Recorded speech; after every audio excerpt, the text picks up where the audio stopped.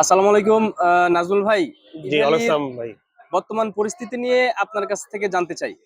ভাই, বর্তমান পরিস্থিতি বলতে হচ্ছে ধরেন বিগত ৮ মাস ধরে তো আপনারা জানেন যে আমরা আন্দোলন করে আসছি।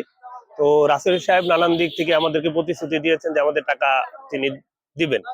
এই পর্যন্ত আসলে ফলপ্রসূ কোনো দিক দেখছি না বলে আসলে আমরা নানান রকম ভাবে আন্দোলন করে যাচ্ছি। উনি যদি কোনো আর রকম আশ্বাস বা কোনো রকম কোনো কিছু করতেন তাহলে হয়তোবা আমাদের রাজপথে নামতে হতো না। তো বিগত এই ৩ বছর ধরে আমরা অনেকভাবে নানান রকম ভাবে আন্দোলন করে আসছি এই টাকার জন্য।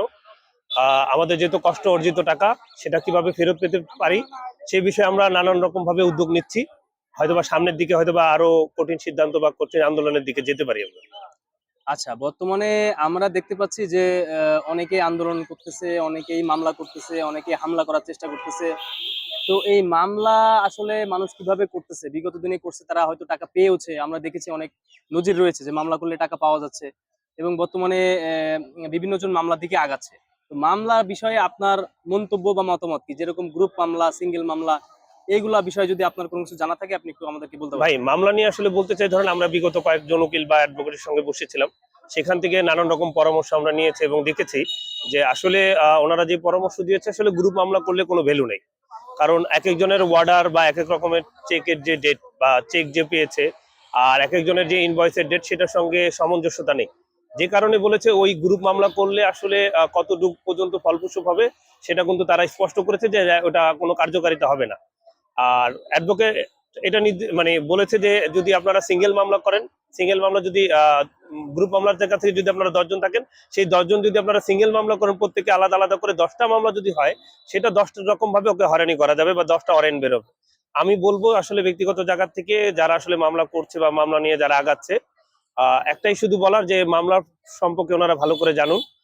প্রয়োজন হলে একজন অ্যাডভোকেটের সঙ্গে বা একজন উকিলের সঙ্গে বসে আলোচনা করুক।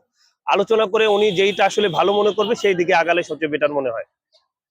আচ্ছা, বর্তমান ইভ্যালি যে হিডেনলি বিজনেস পরিচালনা করতেছে আমাদেরকে টাকা না দিয়ে কিংবা গ্রাহকদেরকে টাকা না দিয়ে, হ্যাঁ, উনি আসলে এভাবে কতদিন লুকায় লুকায় ব্যবসা করবে? কিংবা হচ্ছে উনি ফেসে না এসে, লাইভে না এসে কোনো কথা, আগে তো কথাবার্তা বলতো, এখন সেই কথাবার্তাটাও বলে না। তো এভাবে পরিচালনা করলে আসলে ইভ্যালির ভবিষ্যৎটা কি? সে বিষয়ে যদি বলতেন। তাদের ইভেন এখন কোনো অফিসও নাই। আমি বলতে চাই, ধরেন এই যে স্বৈরাচারী যে সরকার ৫ই আগস্টের পরে যে ফ্যাসিবাদী সরকার যে পতন হলো, এই পতন হওয়ার পরে যে অন্তর্বর্তীকালীন যে সরকার আসলো বা যে সরকার এখন আছে, সেই সরকারের কাছে আমরা জোরালোভাবে আবেদন করছি যে এই যে ধরেন ইভেলি যে তার হাইডেন্সি করে ব্যবসা পরিচালনা করছে, সেই জায়গা থেকে যাতে তারা সামনে এসে ব্যবসা পরিচালনা করে এবং গ্রাহকদেরকে তারা যাতে আশ্বস্ত করতে পারে যে না, আমরা ব্যবসা পরিচালনা করছি এবং গ্রাহকদের টাকা দেওয়ার একটা সৎ ইচ্ছা তাদের মধ্যে আছে। সেই বিষয়টা যদি উপস্থাপন হয় বা আমরা সেই জায়গা থেকে আশ্বস্ত হব, আমরা সাধারণ গ্রাহক আশ্বস্ত হব যে না, ইভেলি আমাদের টাকা আজ হোক কাল হোক আমাদেরকে দিবে। আচ্ছা, ইতিপূর্বে আমরা দেখেছি যে কয়েকজন লয়ার রাসেলের পক্ষে যারা মামলা লড়েছে কিংবা মামলা নিয়ে কাজ করছে, তারা বলেছিল রাসেল ইনভেস্টমেন্ট নিয়ে আসতে পারবে। ৫টা ৬টা ইনভেস্টমেন্ট নাকি অন দা ওয়েতে আছে কিংবা খুব কাছাকাছি আছে রাসেল, এগুলা হয়তো ইনভেস্টমেন্ট পেতে পারে সে বের হলেই। কিন্তু এখনো পর্যন্ত আসলে রাসেল যে সময়টা দিয়েছে, ২৪ সাল, ২৫ সাল, ২৩ সাল, সে এক এক সময় এক এক রকম সময়ের কথা বলে যে ২৫ সালের মধ্যে সব পাওনাদারদের সে দেনা পরিশোধ করবে। আসলে সে তো এখনো পর্যন্ত কোনো কমিটমেন্ট রক্ষা করতে পারে নাই। এখন আমাদের কথা হচ্ছে রাসেল আসলে এভাবে কতদূর যেতে পারবে, এবং রাসেলের কাছে আপনার যদি কোনো মেসেজ দেওয়ার থাকে আপনি এই ভিডিওতে মেসেজটি দিতে পারেন। ভাই, ধরেন ইনভেস্টর তো একটা বড় ব্যাপার। আপনি ইনভেস্টর পেতে হলে আপনার ব্যবসা পরিচালনাটা গ্রো করতে হবে এবং পাবলিক প্লেসে আসতে হবে। আপনি তো হাইডেন্সি করে ব্যবসা করছেন, আপনার নিজস্ব কোনো অফিস নেই, নিজস্ব কোনো ব্যবসা পরিচালনার কোনো নির্দিষ্ট জায়গা নেই। আপনি হাইডেন্সি করে ব্যবসা করছেন যেটার উপরে মানুষের বিশ্বাস নেই বা ওই বিশ্বাসের জায়গাটা মানুষের এখনো তৈরি হয়নি।